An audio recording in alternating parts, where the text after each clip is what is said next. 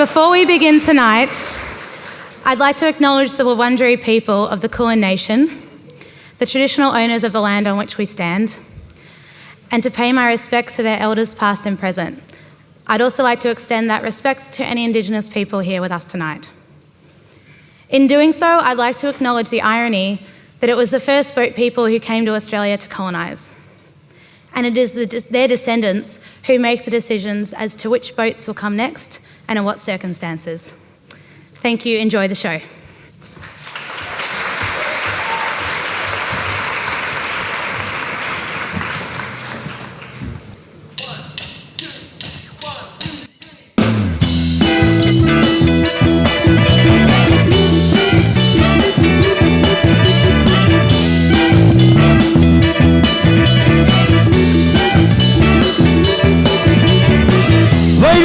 Gentlemen, we're at the Pen and the Funky 10, and on behalf of Road to Refuge, we welcome you to the Fen.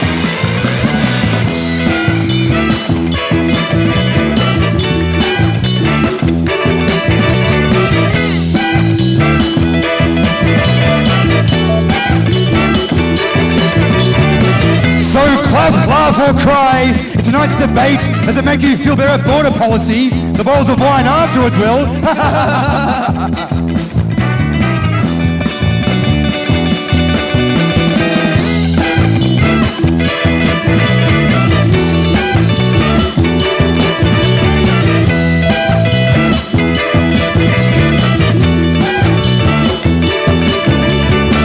Affirmative side, arguing we do need a fence around Australia. Julian, Burnside. QC. First dog on the moon. What you doing out there, dog? And Cal Wilson.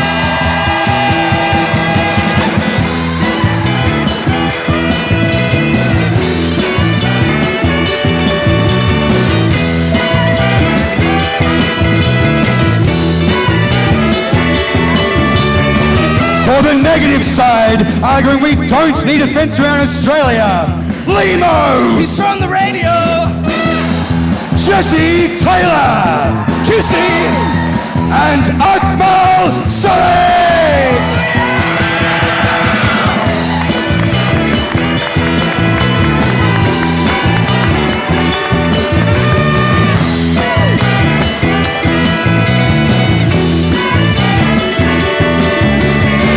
And now, ladies and gentlemen, a lady who needs no introduction unless stipulated by her contract, which it was, the godlike Judith Lucy!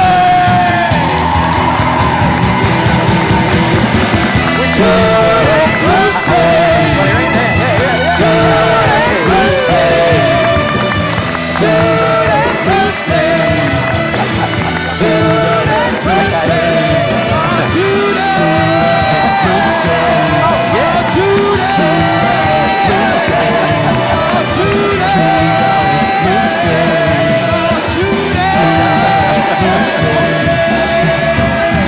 It's the French coming to bite!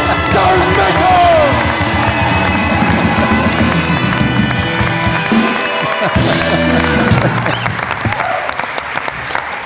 The Pen and the Funky 10!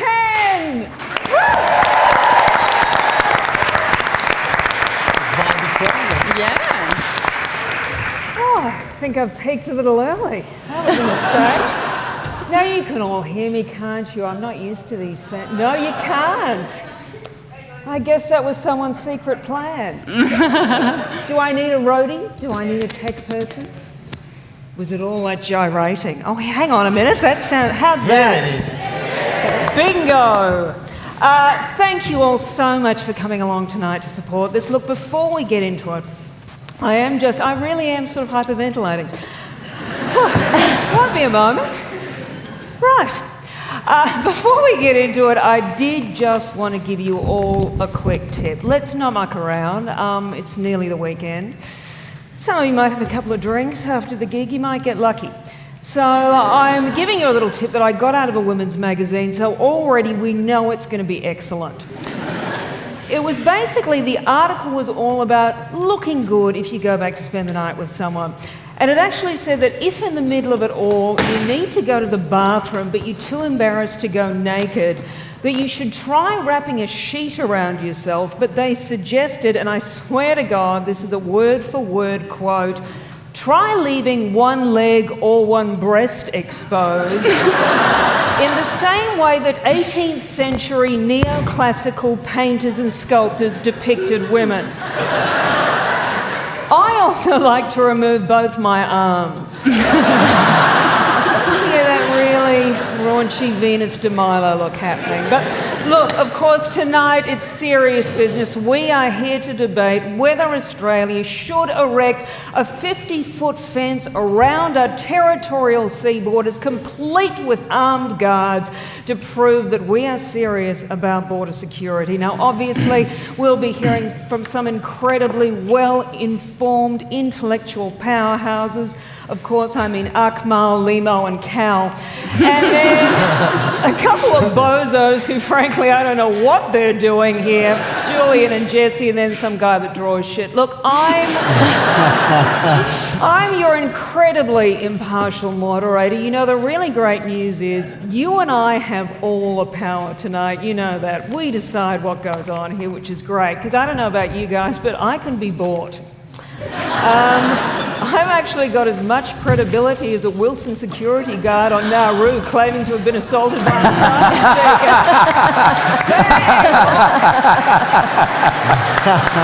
Wow. They're going to need it. We love you, Judith. I'm just presuming that's just how good that joke was. Thank you. And yes, that's the level of... These are really beautiful. That was actually a really smart move. What am I getting from you guys? That wasn't it.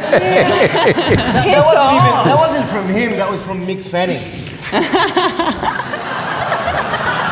I have to think about it. Yeah, I am thinking about it, and it's not working. It was a bit of a stretch. But look, are we here tonight to talk about a fence, or are we here to talk about Australia? This great brown land that I love. I love everything about it. I even love the way we speak. I love the way Australians understate the obvious. I was actually at an airport the other day, and you know, we're all standing around the luggage carousel watching the luggage go around, and this guy actually said, geez, you'd be pretty disappointed with that, wouldn't you? And it was just a handle with a tag going on. Can you use that for fans? Yeah. I'm good. You'll be pretty disappointed if your luggage are just pissed off. But look, we are a great nation. I think we just fear change.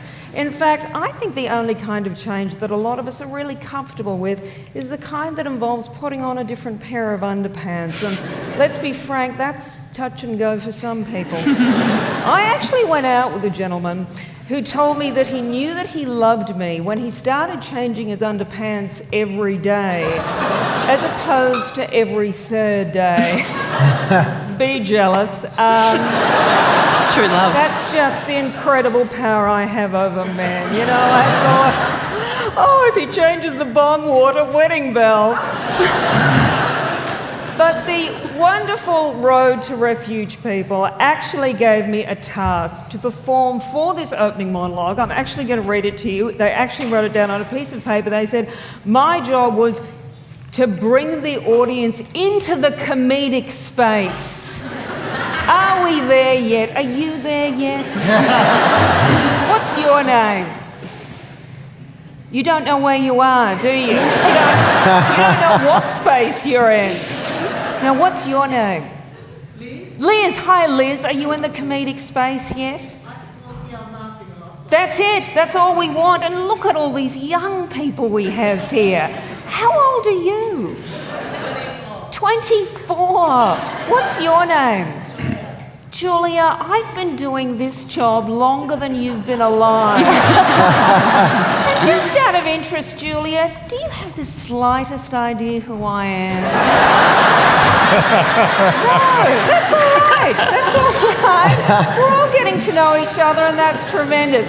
Actually, ladies, fun fact. Did you know that you can get peppermints, and yes, I mean the sort that freshen your breath, for downstairs? I swear to God, just look up Linga, the internal feminine flavouring system that will make you smell and taste like a candy cane. So, let that be a warning to the kids next Halloween. Next time a woman says trick or treat, you don't know what the hell she's offering. All right, if we're not in the comedic space by now, I'm afraid it's tough luck. But of course the organisers wanted me to try and do that because we all know that there's nothing funny about the way Australia is currently treating asylum seekers. And if you're anything like me, you've actually just stopped reading the news. I just go straight for the lifestyle section now. Saw a really great article recently. Article could be pushing it because it implies content. It was more like a page with words. And at the top, it said 30 things to feel totally okay about. And you'll be thrilled to know that one of the things you're allowed to feel totally okay about is going to the doctor when you're not feeling well. Wow. Phew, that's good news. Oh, last time I had gastro, I took myself off to barbecues galore, and that just wasted everybody's time. But it does seem like every day we read about a new legislation being passed that dehumanises refugees just that little bit more, or shrouds the whole process in some more secrecy, or we hear another horror story coming out of a detention centre. And if you're anything like me, it's really easy to be completely overwhelmed, to just feel like, okay, there's nothing I can do. So you just shut down, you don't talk about refugees, and you wind up not doing anything. And that's why tonight we want to talk about this topic in a completely ridiculous manner.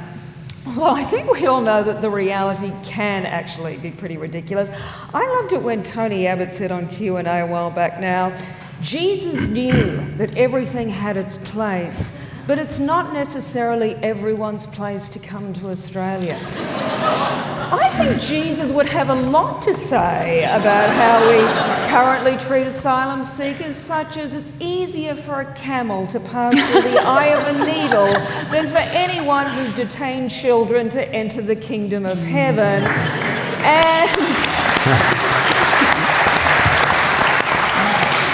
And Peter Dutton's a dipshit.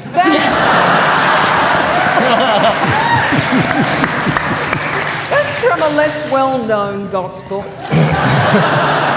But so, we are going to talk about this stuff tonight in a completely over-the-top way, so we can have a bit of a laugh and start talking about these issues again and all go home tonight feeling like we can really do something. So thank you again for coming. Comedic space. And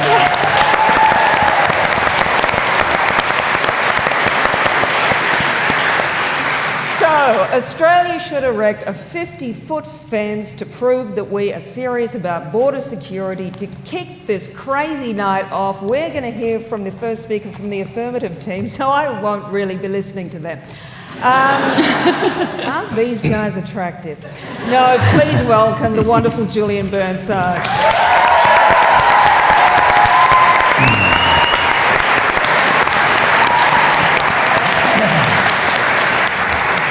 I thought we were meant to take this seriously. You see, I mean, the fence is actually a really stupid idea. We've all had the fence in the backyard that falls over, right? This has got to be a fence that goes down, all the way down to the bottom of the ocean and up 50 feet. That's like 100, 200 metres. And it's going to rust and it's going to fall over. It's a complete waste of time. It's got to face rough seas. It's got to deal with the weather. It will not last. But it's a core of a good idea. What about a wall? What about a wall? A wall on the edge of the coastal shelf, on the continental shelf, so that, you know, anything the other side is not part of Australia. This side is part of Australia. It won't interfere with the natural fishing industry. And it's got to be tough. It's got to last. It's got to protect us forever. So it's got to be probably something like 200 metres high, because the ocean's 160, 170 metres deep at that point. So it needs to have a base that's about 100 metres, 200 metres wide and taper towards the top, up until it's about, say, 25, 50 metres wide, something like that. And it'll go up above, 50 feet above the water, that'll be fine. And it's got to be 40,000 kilometres long. It's really big. And this offers a tremendous opportunity, because that's like 80,000 billion bricks. It's a lot of bricks. That's a lot of bricks. And we've got to make it somehow. And here is the great opportunity for Australia. What we're going to do in order to make the 80,000 billion bricks to construct the wall is we're going to dig up Tasmania. Now, I did the arithmetic. It's quite interesting, actually. If you do the arithmetic, 40,000 kilometres by 200 metres by 200 by 25 and all of that, it works out as a lot. But it's Tasmania's a little bit more than we need. So we'll leave Hobart and Port Arthur, and that's good, because it means the Hobart's going to look like a really long way away, and that's good. And we'll keep Port Arthur with its great Australian tradition of detention and cruelty.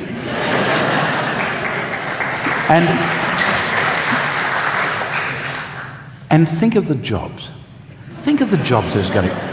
We are talking about $800 billion worth of jobs. If you think about the number of bricks that have to be dug up and made and transported and constructed, I mean, it's a dream for Transfield. They can do every phase of it. Transfield's going to be worth a fortune. It's going to create so many jobs that we will not be able to count them. Now, there is a little minor problem. What do you do with all the people who used to live in Tasmania, which no longer exists? It'll be good for sailing, but they've got to go somewhere. They can live on top of the wall. They can spread themselves around. They can dress in those sort of kick-ass border force uniforms looking like Nazis, and they can keep an eye out for anyone trying to get into the country. They'll be able to radio in if anything weird happens. Now, all of that is pretty good. They can protect, because Tasmanians, what have they ever done? They just look on. All they're doing is looking on. This is a way of giving them a way of making a living doing what they're accustomed to doing on Centrelink. And all those uniforms can be made from Australian cotton and Australian wool. More jobs. This is the biggest job creation possibility ever to come Australia's way. And just think, the History Channel is going to do a program on it, and they can screen it along with all their other Nazi programs. And that's not the end of it. There's more jobs involved, because the wall can be decorated. We're going to bring Ken Doan out of retirement. He can paint the whole outside of the wall. I did some calculations, actually. It's about 1.6 million square kilometres of painting that needs to be done. So his efforts alone won't be enough. But what he can do is he can be the creative consultant. And I was thinking, for the northwest parts of the wall, he could do ocean scenes and nautical themes, so that boats heading this way from Sri Lanka or from Indonesia won't see the wall. With a bit of luck, they'll crash into it and sink. And the great thing about it is that they won't be sinking in Australian waters, they'll be sinking in international waters. And we won't see them because the wall will block the view. It's a perfect solution. And on the east side, I thought, we could have him do scenes of the Sydney Opera House and things like that, so that the New Zealanders, with all their sort of sheep molesting habits, won't feel a need to come here anymore. They can just stand there and look at it. The benefits to Centrelink will be enormous.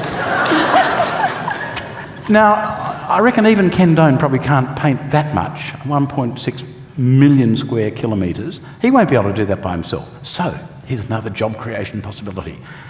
We create a new arts institute which will train a generation of painters to imitate the classic Australian style of painting as pioneered by Conrad Martens, Eugene von Gerard, John Glover, who was Tasmanian, so that'd be appropriate, and can replicate the sense of Australia as it was seen by the English, the hallowed English, when they first arrived on these shores. This new school of art We could rediscover the classic Australian view of the landscape and think of the jobs it will create. Think of the jobs. You could have scholarships. If there was a road on top of the wall, you could have a wall and road scholarship. And that would attract so many people. At least most of Abbott's daughters. The boost for the arts that this wall represents is greater than anything the Australia Council has ever done. But it's not just the outside of the wall. The inside of the wall can be painted as well. The inside of the wall could be painted, most of it, painted white. 1.6 million square kilometres painted white. It will be the world's biggest drive-in theatre. We'll be famous for it. We'll set a new world first. But in parts of it, we could have beautifully painted scenes of Bali, New York, Paris, London. No one will ever need to leave Australia. They can just stand on the fringes and stare outwards and see the rest of the world on their own wall. No one can come in, no one can go out. It's absolutely perfect. It will fit the political climate absolutely perfectly. But then part of the wall, I thought, on the inside could be coated with mirrors, so we can all stand back and see ourselves for what we are.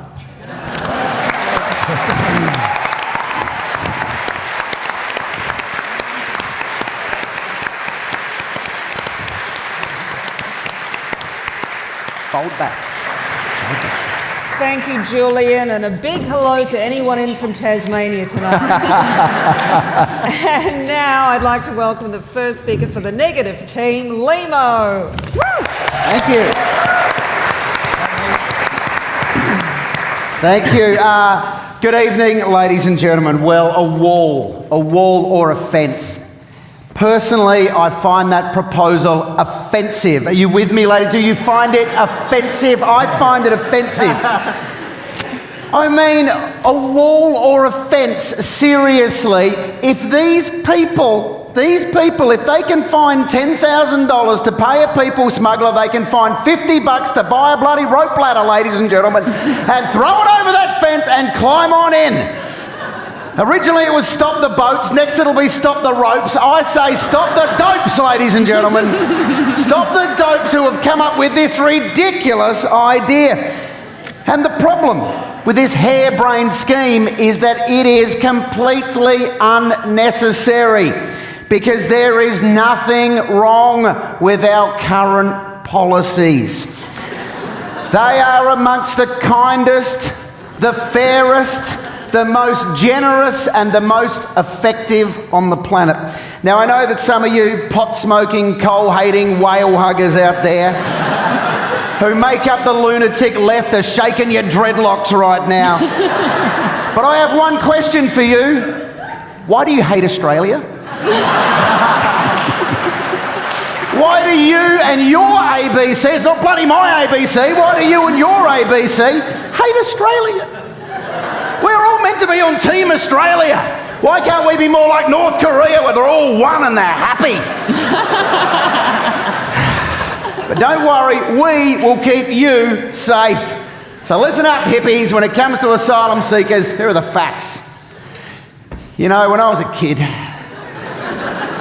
growing up on a farm in the Murray Mallee, my parents used to take me and my siblings. Every year they'd take us out of the desert down to the West Beach Caravan Park in Adelaide for our holidays. And I remember wandering into the ocean. And I remember that salt water, how it smelt, how it felt. It smelt and felt, ladies and gentlemen. I didn't see one of those, but it smelt and it felt like freedom, ladies and gentlemen. That's what it smelt and it felt like. The only thing that could have made my experience better, I remember thinking, God, I'd love to get on a boat. I'd love to get on a boat. Wouldn't that have been nice? And when I'm on that boat, gee, wouldn't it be nice to bump into a naval ship? Of course it would. Oh, the joy, the excitement as a kid of getting those experiences. I never got a boat or a Navy ship. Our parents took us back to the desert. But these people, these boat people, they get to smell that salt water and taste that freedom every single day they're out there on the open seas. The boat that I wanted to travel on, they get to travel on the boat that I wanted to travel on. And they're greeted by a naval ship, the excitement, the buzz that they must experience. What a thrill for a young kiddie to have these experiences. So here it is, under sovereign borders, this is what happens. We meet them out at sea, all right? What happens next? Well, we can't bring them here because they're illegal job-stealing terrorists. You know, I met one recently. God, one snuck through the net back in the soft Rudd years, and I was down Brunswick Street in Fitzroy, this Afghan guy. How's his story? Want to know what he's done? Want to know what he's done? He has gone and opened an Afghan restaurant where he makes delicious Afghan food at very reasonable prices. He employs about 20 people. The service is amazing. That's the sort of bullshit we can expect from these people.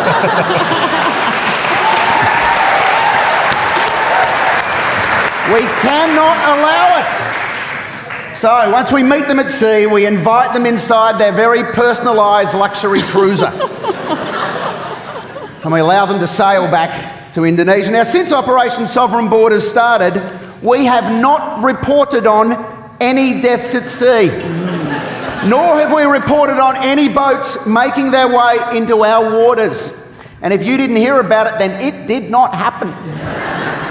Some people say it's a global problem that requires a global solution. Where we are doing our bit, we are pushing those boats back.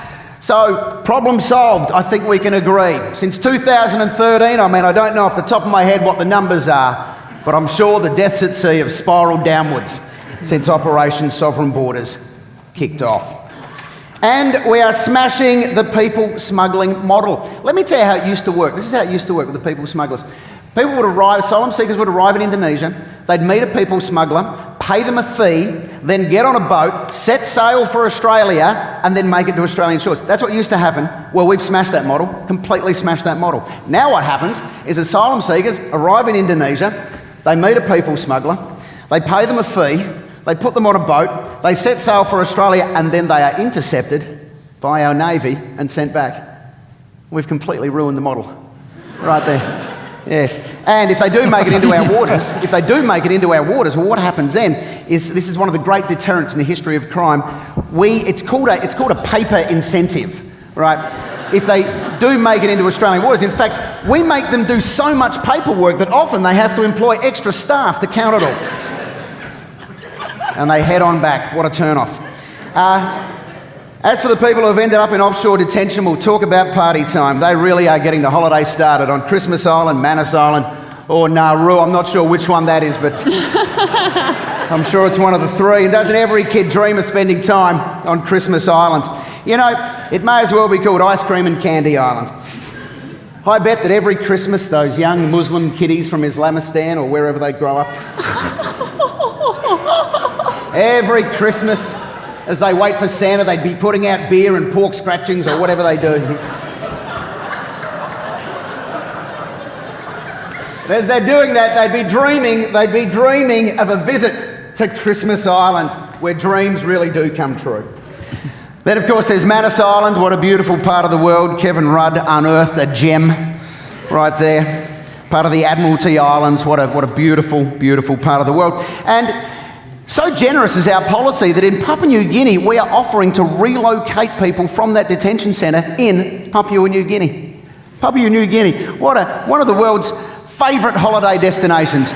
What could possibly go wrong in Papua New Guinea? What a welcoming environment for these outsiders. The good news just goes on and on when you get to Papua New Guinea. And if they don't like the rest of the country, well, they can move to Port Moresby. Yes, one of the safest cities in the world. Then there's Nauru. Do the words island paradise mean anything to you, ladies and gentlemen? And you know, if you want to travel to Nauru as a journalist, you have to pay an $8,000 visa. $8,000! These people get there for free! They don't have to pay a cent! Oh, and the joy once they arrive. Now, detention centres, I prefer to call them home away from homes. They are free, they're luxurious. You know, it's $1 billion a year for 2,000 detainees. That's $500,000 per detainee, which is $1,400 per day, the same rate as an executive suite at the Park Hyatt in Sydney. So in monetary terms, they're basically staying at the Park Hyatt, ladies and gentlemen. Yes, that's right. So in conclusion, You don't have to listen to me endorse our success and compassion shown in our policies. Go to the UN. They've had some beautiful things to say about us. Go to Amnesty International. They've also had some lovely things to say about us. And we've cut our terrorist intake. Do you know how many terrorists arrived by boat in the 20 years before sovereign borders started? No, you don't, do you? No, you don't. So let's not discuss it.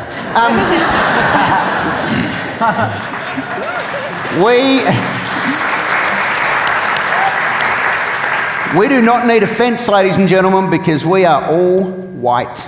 All right, we're all right. We are all right. Thank you.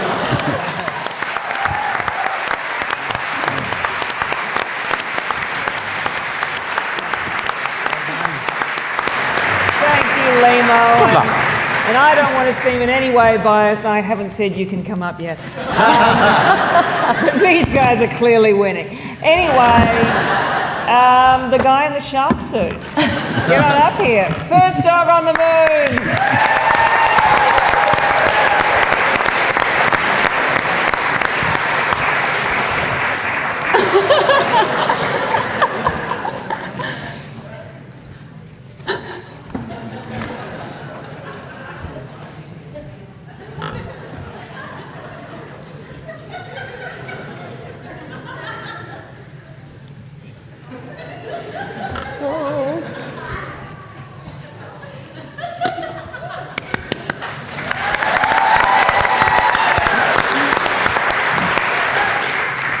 Good evening, Patriots.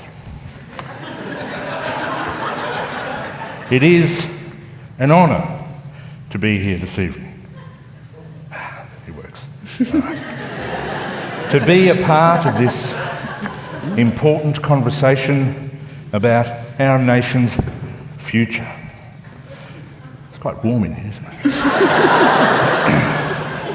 My glasses are fogging up. A giant fence surrounding the country. That is so very exciting. Now, I can understand, though, that some of you may have concerns about the nature of such a nation-building project. You may think that here on the Affirmative, aren't we gorgeous? They were all just a big, slippery bucket of Scott Morrison's. And yet, it is simply not so. I'll explain. Let's just for a moment put aside the national security concerns, any humanitarian implications, because there are still so many benefits to building this fence or this wall, right? As my colleague Mr. Burnside has mentioned, the economic advantages are considerable. The whole nation is dedicated to building this wall, so there's 0% unemployment. If we make it thick enough, we can sequester carbon in it and solve climate change. we could bung a huge hills hoist out in the middle and then whack a massive tarp over it, and the entire country will have somewhere nice to sit on hot days. Or we could cover it with corrugated iron, and then all of Australia could go to sleep with the sound of the rain on the roof. The whole nation. Wouldn't that be romantic? And see, the wall will require so many trips to Bunnings that our nation will become a glorious Bunningsocracy. We all love Bunnings. The wall will save us from attack by giant whippets. It will save us from these alien things from outer space, whatever they are. Now, I'd like to... This joke was so good, we're going to do it twice. I'd like to thank Julian for doing it and then not telling me. If we paint the ocean around the wall and people turn up, they'll just keep sailing. And you don't have to laugh, because he's already done this joke, but it's in the slides, I have to do it anyway. And they'll go to New Zealand, where Cal is from, and she assures us it's lovely there. It's so lovely there, I'm here. Exactly. Not if there was a really big war. Anyway. We're on the same team. Yes, sorry. You've had a go, you've had a crack. All right. We don't like you, Cal. I'm sorry.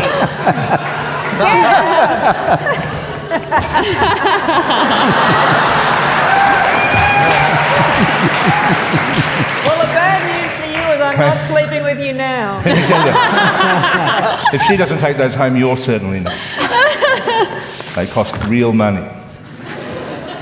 It was an expensive but hilarious gag, and I hope you remember that later on. All right, here we go. We will put a cat door in the wall, and all the cats will go outside of Australia to shit, and there will be no cat poo in Australia ever again. It's worth it for that alone. All right? It will be so big, you will be able to see it from space. And when most Australians see it, they'll say, "Oh, that's a huge cunt of a thing," which is why we're going to call it the Great Wall of Vagina. Come on! Oh. I wrote that myself. The vagina joke.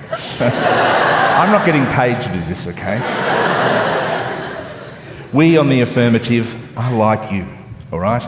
We all want to see Australia, an Australia where everyone gets a fair go, everyone gets a leg up or a leg over, everyone gets a shot at their dream. And I think tonight we're all decent, fair-minded people here this evening. We can agree on that. Although, are you? Are you all as fair as you really think you are? What if I told you that there was a cruel injustice taking place here tonight?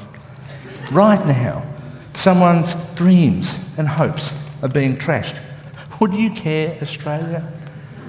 This person as a kiddie had a dream to one day star in the winning team in one of those adorable comedy debates. Now, it's not much of a dream, but who are we to judge? All this little child, who was an orphan, ever wanted was the opportunity to put their wit and humour and their not very good PowerPoint skills. All right, it's me. As a kiddie, I would set up pretend comedy debates with my teddies, and all I ever wanted to do was to go up against a team of the greatest comedic minds of our generation and their friend, and to share the thrill of victory with my teammates. Because obviously we're going to win. We have Julian fucking Burnside on our team. And Cal, she works at the ABC, so we can't lose. I won a Walkley. I mean, that's just not apropos, so that's why we're going to win. Anyway, this situation was meant to be, and of course, it's all overseen by the incomparable, the magnificent Judith Lucy. I've always loved you. I don't want it to be weird, though. Too late. I have dreamed of this moment all my life. Australia really is the land of opportunity. Or so I thought, until they told me that I was on the Affirmative, and the question was, should we build a big fucking fence all the way around Australia? Now, I still had hope, because who's coming to the debate, I asked. Is it the Peter Dutton Appreciation Society? We're in with a chance. But no, it's in front of 700 leftists. I can smell your quinoa friands and your cold-pressed kale espressos from here. And it's so typical of the left to engage in this pseudo-democracy, this sham, all right? It's you all think you're so fair, yet you will cast my dreams into the dust. You'll never vote for this fence. And I can't believe I let that dickhead Burnside talk me into it. Your minds are as closed as those of the government.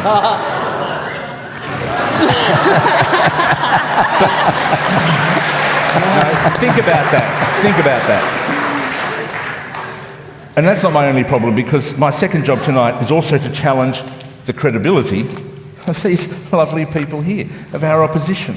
I'm going to start with Lehmo. I mean, he's charming, funny, handsome, and he faces a challenge every day that no decent Australian should have to face. He's an FM radio breakfast announcer, people, and it just breaks my heart that There's such suffering in this world. You're an inspiration there. It's beautiful. As Tony Abbott said about Eddie Mabo, good on him for having a go. and then there's Akmal. He's charming and funny and handsome, and of course migrated here from Egypt when he was a kiddie. So he's kind of like a role model for the whole nation. And if I hang shit on him, I'll be a racist, because that's how Australia works now. I mean, do I look like a racist to you? What about my freedom of speech? I just want to say I support shark culling. You see what I'm up against?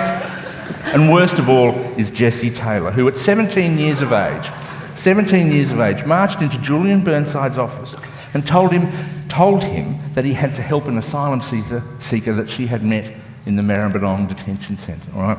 At 17, she was nicer than anyone you know. When I was 17, I was smoking pot and playing Dungeons and Dragons. I still actually play Dungeons and Dragons. It's pretty good. So tonight, I am a privileged, middle-aged white man standing in front of a crowd of leftists, just asking you to love him, because tonight I have done the most Australian thing possible. I have made this entire debate about me and my hurt feelings. Come on. You know I'm right. Ask yourselves, Australia, who is the real victim here? Because this is the worst night of my life, and also if we don't win the debate, then Mr. Burnside will have Cal and I killed. So thank you for your time. Fantastic.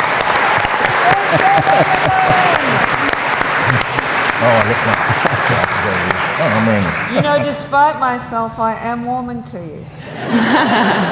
You know that very scary photo of Tony Abbott that was up a minute ago? Look, am I the only person that looks at Tony Abbott's face and thinks, Burns victim? Oh, it's a cheap shot, but what the hell?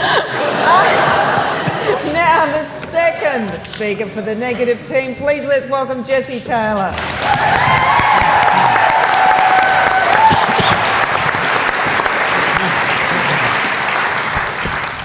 First dog, can I get rid of your computer now? Or is it taped on? I think it's taped on, it's okay. I had to bring my own computer. Thank you. I would like to thank First Dog for a great community service to our nation, which is in fact answering the question, what does Peter Dutton look like again? The answer is in fact a Brussels sprout. So thank you, First Dog, for that. Ladies and gents, a few weeks ago, I had a dream. I'm not joking, I had a dream that I had to fight Dwayne "The Rock" Johnson. I had somehow got myself into a situation where I was waiting backstage before some kind of no-holds-barred public cage fight with this guy. Fairly self-evidently, I wasn't looking forward to the experience.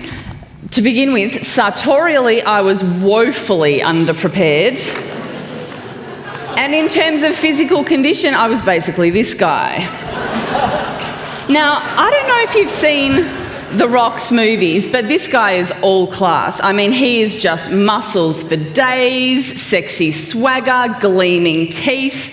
He's a class act. He's really a class act. He's strong, he's manly, he's protective. He wants to save us from the bad guys. He says things like, "Daddy's got to go to work." You get the feeling that he lies awake at night, dreaming up scary things that he can protect us from. In fact, he's starting to sound eerily similar to someone that we in this room all know. We know him very well, in fact.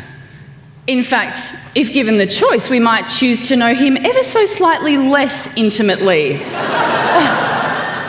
Now, stay with me here, okay? Prime Minister Abbott and Dwayne "The Rock" Johnson actually have quite a lot in common.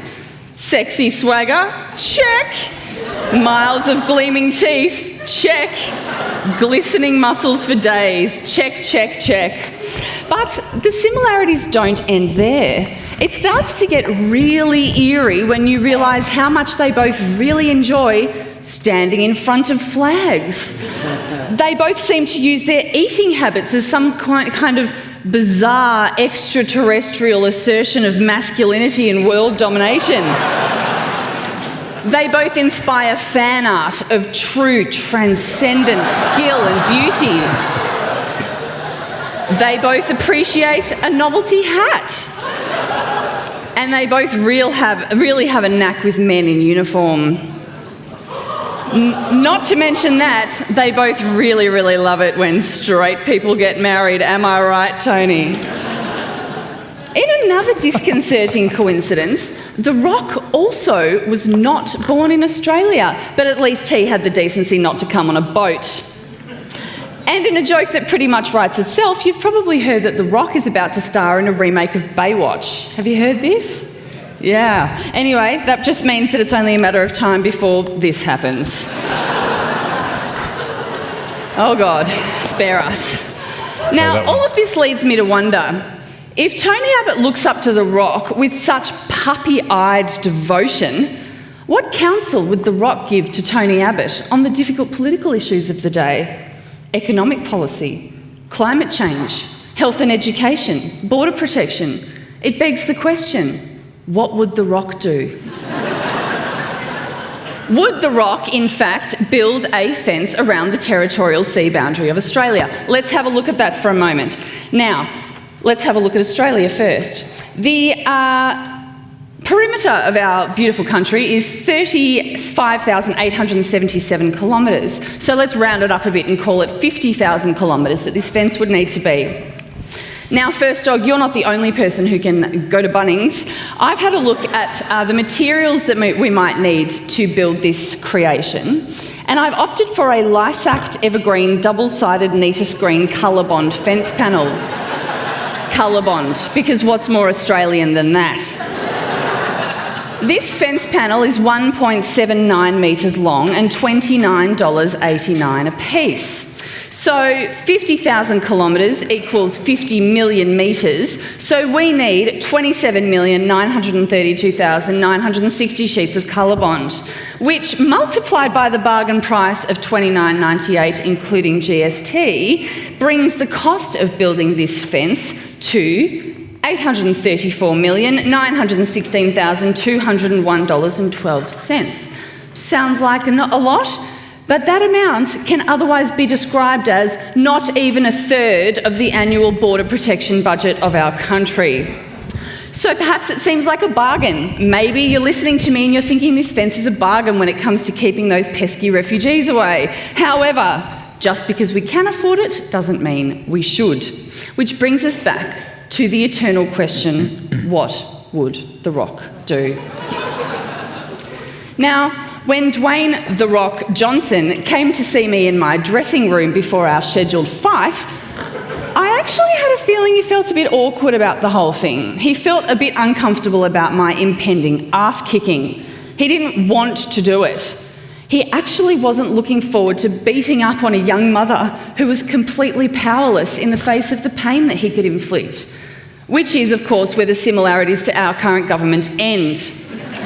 The similarities continue to end there because you get the feeling that The Rock would never deliberately mistreat vulnerable people in order to score political points. The Rock, pictured here dressed as Bambi, would never try to save lives at sea by forcing people to stay where they are and be shot, blown up or decapitated in the comfort of their own homes. The Rock would not send vulnerable people to a godforsaken detention centre on an island where they are literally statistically more likely to be murdered than resettled as refugees. He wouldn't send goons in the dead of night into bedrooms in a Melbourne detention centre to drag babies off to a remote desert island prison. How are you enjoying the comedy, ladies and gents? He certainly wouldn't make it illegal to report sexual assaults against children. The Rock would not design and preside over a regime of deliberate human suffering so perfect and so brutal that women consumed bite are opting to terminate pregnancies rather than bring children into the hell that we inflict upon them. So no, The Rock would not spend $1 billion, let alone 3.3 times that much, locking vulnerable people out of a safe haven. So Tony, if you really want to emulate your big, handsome hero, get your ass into gear and start treating refugees humanely. We all know you want to be The Rock, sweetheart, but at the moment, the closest you come is having a heart of stone. Thank you very much.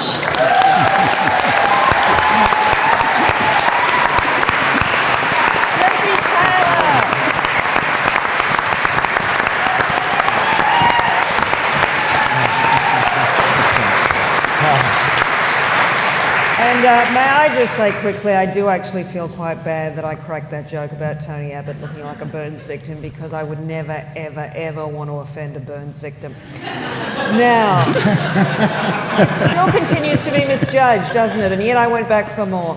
Anyway, let's welcome the third speaker from the Affirmative team, or the only person on Team New Zealand, Cal Wilson. Yeah. Cal. Madam Adjudicator, my esteemed colleagues, the riffraff on this team, ladies and gentlemen, anyone that's wandered in by mistake thinking this is a media studies tutorial, good evening. Ladies and gentlemen, the best form of defence is offence. Now, Julian's renamed it a wall, but I'm going to continue to call it a fence because I've got more fence-related puns that I want to make. Now, just before I go on to rebut some of the arguments that we've heard, I'd just like to address the fact that I am a Kiwi, as everyone so kindly pointed out so far. I am technically a foreigner, but really New Zealanders are just the Aldi versions of Australians.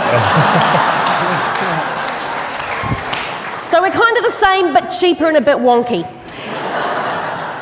Now, what we've heard so far, you're not usually supposed to talk about what the adjudicator has said, but Judith Lucy blew my mind with her candy cane feminine flavouring story. To me, candy canes mean Christmas, so now I'm just going to forever think of Judith Lucy as Santa Pants.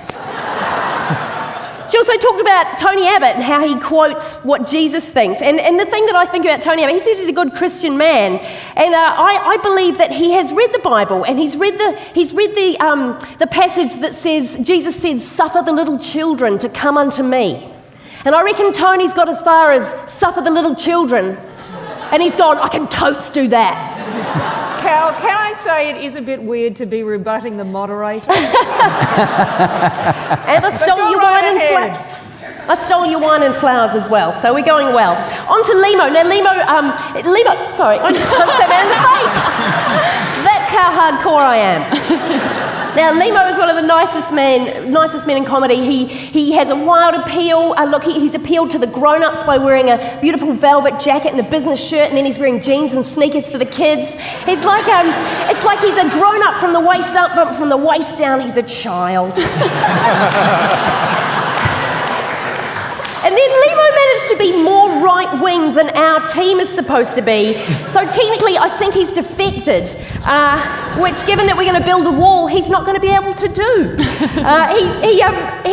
It's like he's working for the Liberal Party, secretly. He wanted to be towed out to sea like an asylum seeker. And I reckon we can probably find a lifesaver who will do that. It will be like Bondi Rescue, played backwards. He talked up Nauru like it was Gilligan's Island. It was wonderful. And then First Dog on the Moon spoke, and I was excited to find out that he could. I've only ever seen him written down. I was kind of half hoping it would be like, but then he had salient points and wore a shark suit. And he wanted to win a Walkley, when really any dog just wants to win a Walkies. And then we got to Jessie, and Jessie, what I loved about Jessie was not only did she drop some truly awful and incredible statistics on us, she also felt comfortable enough in our company to share her nighttime fantasies about Dwayne "The Rock" Johnson. Instead of actually addressing the argument, she just read out the first chapter of 50 Shades of Dwayne. And then she talked up Tony Abbott again. I'm beginning to think that I'm at a Liberal Party fundraiser without realising it. Maybe I just forgot to open the invite. Now, ladies and gentlemen, what could be more Australian than a fence? Or a wall, as I like to think of it. The Aussie flag made into a cape made out of concrete, knotted around the muscular, tattooed neck of Australia. The fence will become part of our cultural identity, the way the Berlin Wall did, and didn't that work out well for everyone? And after all, don't Australians love a stockade?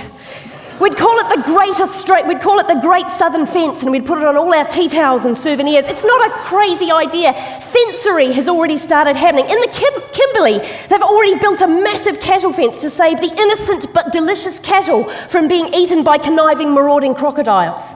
Now swap cattle for honest Aussie battlers and crocodiles for asylum seekers, and it's exactly the same situation we're facing now. We're not the only country that thinks fences are a good plan. Look at America, who we secretly want to be. Look at that king of forward-thinking Donald Trump, a man with so many great ideas hidden under the sleeping baby orangutan he calls his hair. Donald Trump has the right idea. He wants to build a wall. This is true. He wants to build a wall between the US and Mexico. And best of all, he's going to get Mexico to pay for it. We could do the same. We have our own Donald Trump already in Clive Palmer. Add a dash of Pauline Hanson for hair colour, and voila! We have the perfect combination of money, strongly held convictions, and gingery what the fuckness.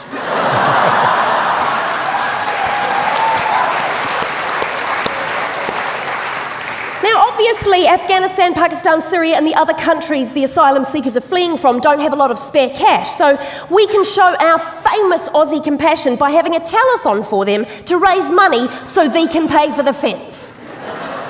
Or if you don't like the telethon idea, I've got another one, which is 2 more good ideas than our current government's ever had.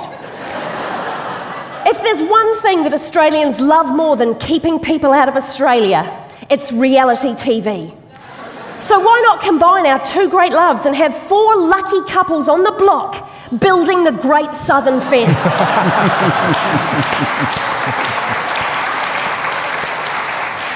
They'd be competing to literally block people out. It costs $1.2 billion a year to run detention centres on Nauru and Mars Island. Make that $1.2 billion the prize money for the show. Like First Dog said, we can get sponsorships or material from Bunnings. They can change their slogan to "Where lower prices and higher fences are just the beginning." And I propose we don't just stop at one fence. We build a fence around Canberra so we can have the Abbott-proof fence.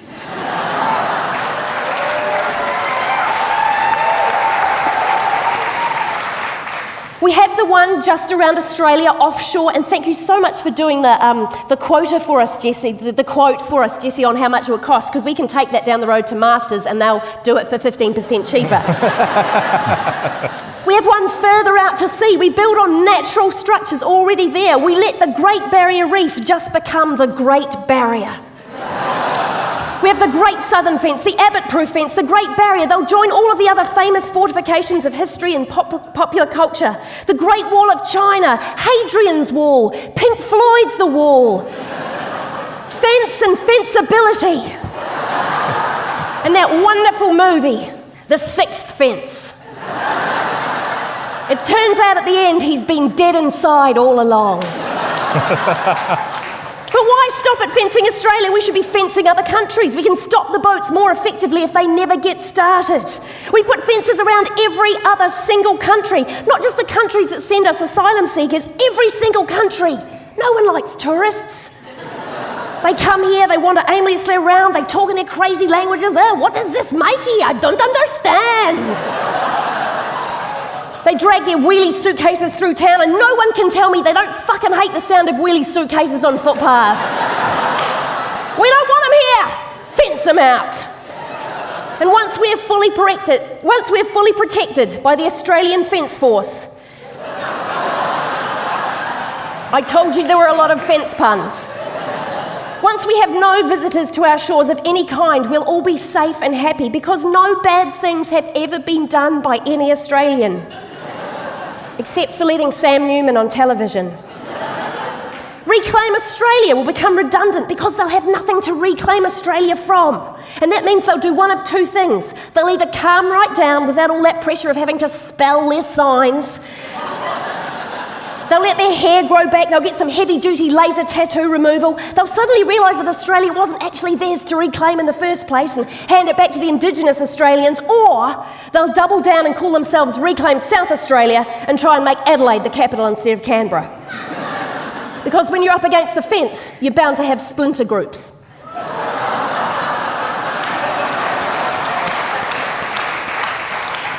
And once we're behind the great southern fence, we won't want anything from overseas. None of their people, none of their food, none of their TV. We'll have to make more of our own TV, and that can only be a good thing. Of course, some of our TV shows will have to change a bit.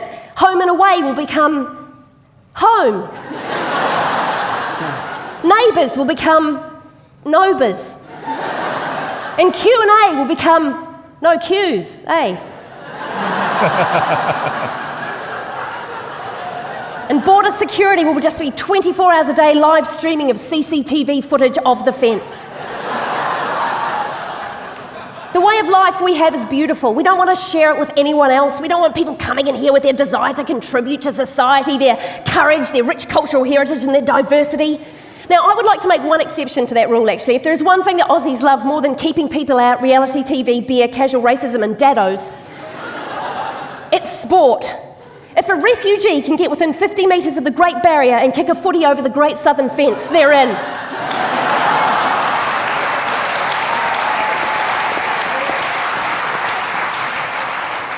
Now, ladies and gentlemen, despite her refugee-helping, compassionate, hard-working, dedicated to saving humanity ways, even Jessie Taylor is into the idea of a fence. I give you this tweet from August the 8th from her timeline.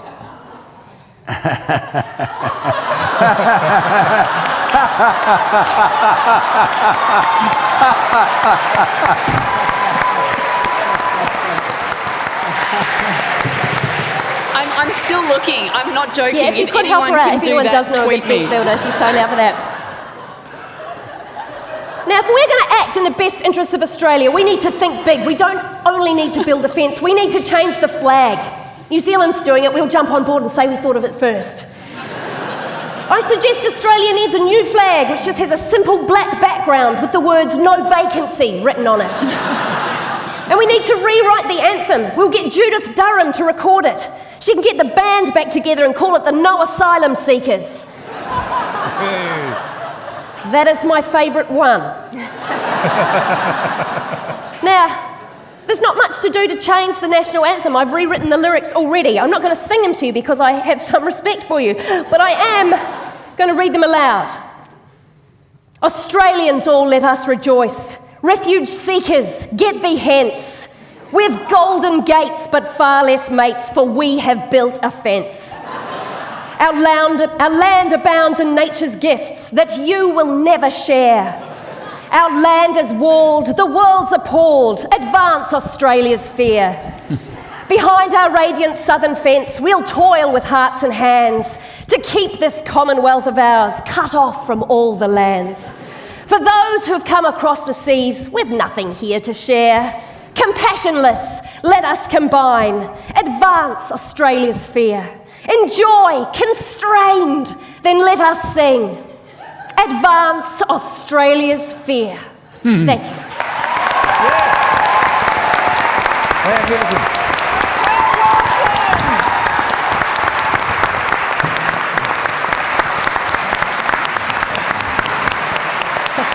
Well done.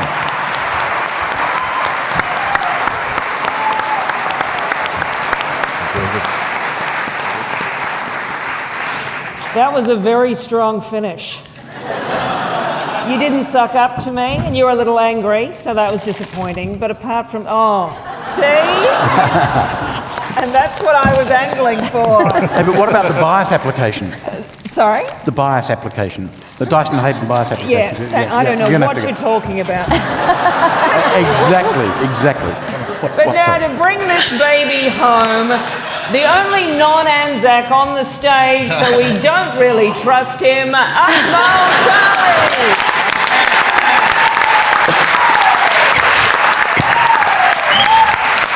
I do have connections with the Anzacs. We fought for the Turks, but you know. At this point, following Cal, at this point I think I should have probably put more effort into I don't believe in a fence because they have never worked. Fences have never worked. Even the Great Wall of China took over 200 years to build. And on the day of completion, this is a fact, someone invented the ladder. That is a fact, you can check that, but probably best that you don't check it because it's bullshit. Now, there is a lot of, there's an environment of fear out there at the moment, and that's what it is. They use the media and the government use fear to control us, and that's why I don't subscribe to it. If you watch the news, it's all that. It's all like, now here's the news: the world is fucked. The world is fucked. The world is fucked. ISIS. Boat people, turn back the boats, and then sport, weather, and now a crocodile that's befriended a chicken. And recently I was asked to take part in a discussion on a very popular show on the ABC called Q&A. They asked me to, come on and discuss this very topic because, I'm an expert, obviously. I don't know why. I was very intimidated. I thought, I'm not a political person. I don't even like politics. I don't even vote. I really don't. And I would recommend you don't either because fuck them. I don't trust any of them. My friends always say, who are you voting for this year, Akmal? I'll say, I'm going to pay the fine. Sometimes I go and pay the fine before the election even begins. Give us 3 years worth, thanks, mate. So I was asked to do a Q&A, and I was extremely intimidated, and I was scared, and I didn't want to say too much because I didn't want to say the wrong thing, because this topic upsets people, it pushes people's buttons, I've seen it. So I didn't say a lot, and when I did say something, people got angry, as expected. On social media the next day, it was all hateful, it was all nasty stuff, right? It was all stuff like, you get the typical stuff as well, like, man, if you don't like it here, fuck off back to where you came from. Wow, this one's from Dawn Fraser.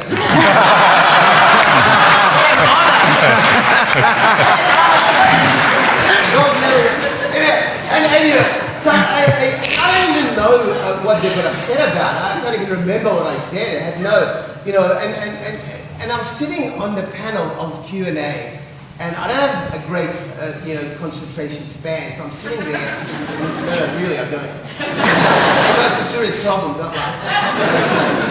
No, and there was an example of it. I'm sitting on this panel and I'm phasing out. I'm thinking to myself, man, I'm really out of my league here. I'm really, I feel like an absolute fraud. I'm not qualified to be here whatsoever. And I thought to myself, man, this must be how Tony Abbott feels all the time. I felt sorry for him because he looks really lost, doesn't he? He looks lost. Because I don't know if you know this, but he wanted to be a Catholic minister. Did you know that? He studied to be a Catholic minister. Now he's Prime Minister.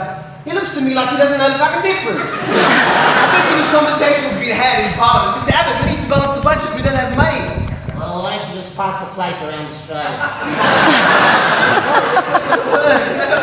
But I'm just, because he has created a lot of this fear, and others have as well, but he's been, how did he become our Prime Minister, the leader of our nation, our representative? How did he do it? Well, everyone else fell over, I know that. It reminds me of this Australian skater who won gold and everyone fell over. Remember that, Bradbury? He skated over the finish line like this. It's Tony Abbott! And the other thing about Tony that I find a little bit weird is that some leaders are very inspirational, some have great vision, some are charismatic. Tony Abbott is repetitive. But he understands how the Australian populace work. If he says the same thing again and again and again and again, eventually Australians will give people a fair go. If he says it often enough, like, yeah, all right, we'll wait for you. Shut the fuck up! And that's how he did it. Every time you saw him on TV before the election, he brought it back to this topic. He was like, yeah, we're going to turn back the votes, we're going to turn back the votes, we're going to turn back the votes, we're going to turn back the votes, we're going to turn back the votes, we're going to turn back the votes, yeah, we're going to turn back the votes, we're going to turn back the votes, yeah, that's right. Let's see what else is on. We're going to turn back the votes, we're going to turn back the votes, we're going to turn back the votes, we're going to turn back the votes, yes, I'm Prime Minister, get fucked. The first time I heard that phrase, we're going to turn back the votes, I thought to myself, man, I wonder if a few Aboriginal people out there thought, why didn't we think of that? should have thought of that. Only Tony was around 200 years ago. Who would have told us? In retrospect, it makes no matter. Doesn't matter. No, but that's the thing. Tony Abbott scares me a little bit because he is Catholic. I grew up with religion as well. I know how it clouds people's thinking and logic, and it makes the nicest people say the nastiest things. And any Catholics here? But they just say no. No, I don't hold any resentment towards the people who follow it. I'm talking about the people who want to control others, like the Pope. The Pope, it scares me because it's a secretive organisation that's powerful and wealthy and very pompous and arrogant. But if they just relax a little bit, I've made suggestions to the Vatican. I haven't heard back. Little things they can do, like the Pope wears that little skull cap. Why not add a propeller? Spins around, makes it really fun for children. Actually, forget that.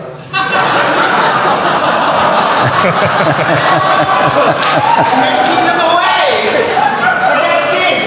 But Tony Abbott, our Prime Minister, doesn't believe in climate change. He says it's absolute crap. And that's fair, he's entitled to that opinion, right? He actually may be right. I'm not a scientist, I don't know. But the thing that freaks me out is he believes in Noah. Remember Noah, the story of Noah? Noah was a cool guy. God spoke to Noah and said, Noah, listen up. Back in the old days, if you heard the voice of God, you became a prophet straight away. Now it's called schizophrenia.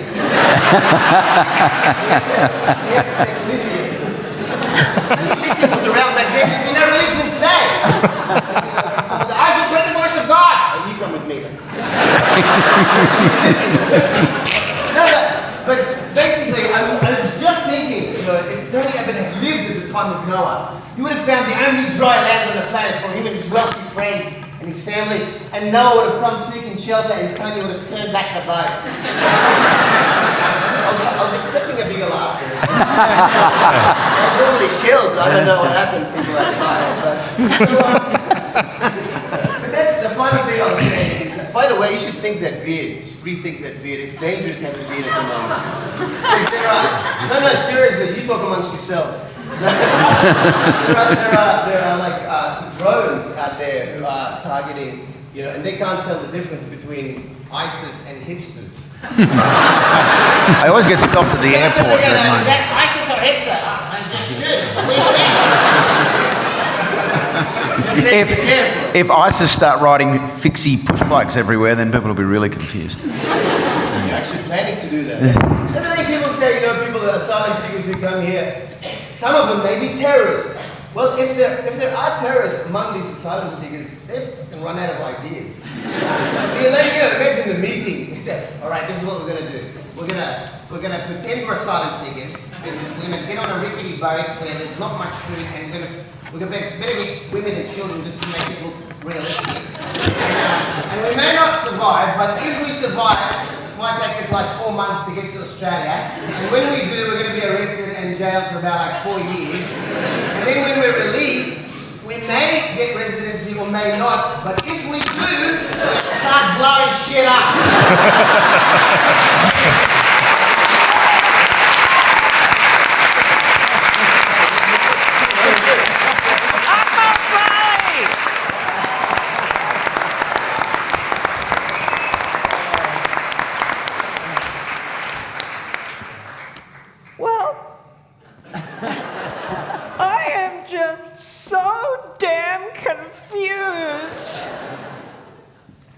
Because I've got a feeling that we're all on the same side. I never would have picked that. I think none of us want a war, do we? Of course we don't. Of course we want to welcome people who are fleeing their country because of persecution, war, human rights abuses. I mean, why would anyone leave everyone and everything they know behind, risk their lives, risk their kids' lives to come to a strange country if they didn't have to? So I think we have to find a way to get rid of not just the physical walls, but goddammit, the metaphorical ones. So thank you so much. Before we decide, thank you so much for coming along tonight.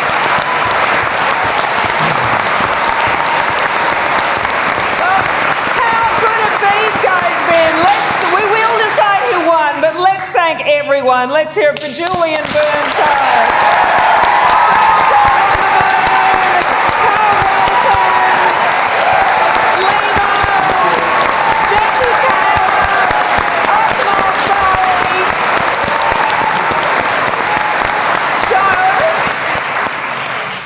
Do you want to vote?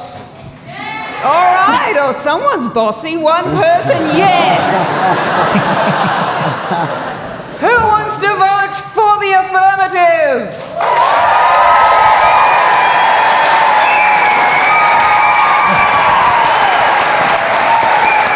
And now for the negative?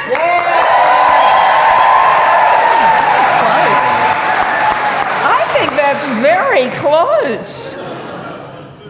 But I want to have sex with you. So I think this team wins.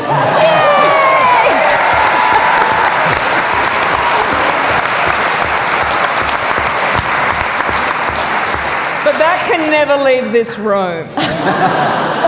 The last thing, God damn it!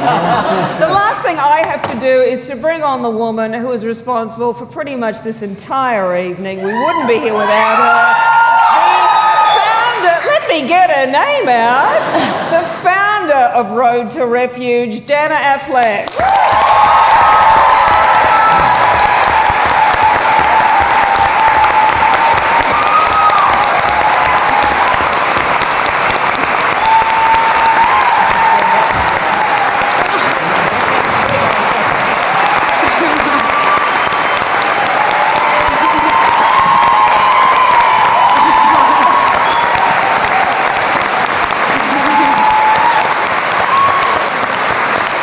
Thank you so much. Thank you.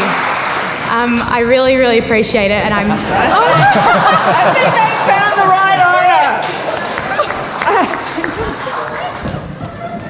All right. Well, I remember about a year ago, I pitched this to my grandmother when I was having a cup of tea with her, and she turned around and said, "Dana, that's a shocking idea."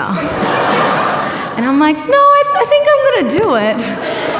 And here we are. So thank you to everyone for making my dreams come true and my grandmother's nightmares.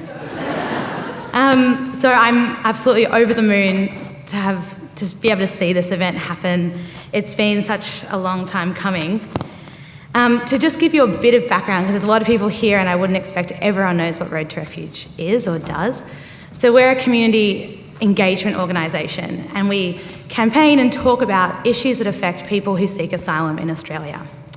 So that means we might run programs, workshops, initiatives, any way to get accessible, constructive conversation happening in every pocket of the community, not just in the pockets that are super supportive or super anti. We like to get it a bit more happening in the middle ground. So that's what this night was all about. So we're hoping to empower Australians to speak openly about asylum seekers with their friends and family and talk about why this issue matters to them. So first, I would like to just say that, as you can imagine, a night like this run by volunteers is a lot of hard work, and we're very grateful to our sponsors for getting us over the line. So to begin with, thank you to Uber, Get Wines Direct and Schweppes, and especially Schweppes for donating all the water and soft drink. If you're looking for a ride home tonight, Uber's offering $20 rides for new users if you use the Road to Refuge tag, and that's on your seats, that deal. Now, more importantly, from the bottom of our hearts, we'd like to thank Will at Marketing. They've partnered with us when we first started out, when I was just a 22-year-old with a website, and they helped us build and definitely do this event tonight, so we couldn't have done it without you guys. Thank you so much. Especially big thanks to all the volunteers. As you might have seen, there were so many of them running around. So thank you very much, and to the team who's worked tirelessly on this. Carol, our producer, has treated this like a full-time job for like months. So big round of applause. And our biggest thank you, of course, is to our performers for putting on such a fabulous, funny and thought-provoking show. It's exactly what we were hoping for, and it was an absolute scream. So thank you so much.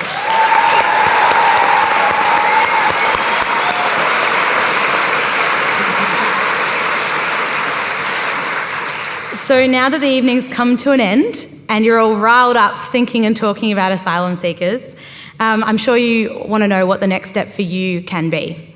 On your seat is a card or a flyer which shows you all the different ways you can get involved. There's something for every availability, every skill, as much involvement as you can, or just what you can do in your full-time life. But to begin with, for starters, I'd say go to roadtorefuge.com and take the journey of an asylum seeker. So you can put yourselves in the shoes of Layla, Ali or Mano and start in their country of origin and make decisions for them along their way to finding protection. We challenge you to put yourselves in the shoes of an asylum seeker and work out what would you do if you had to choose with the options they have. It's a great way to challenge yourself, and I'd also encourage you to ask a friend to do it.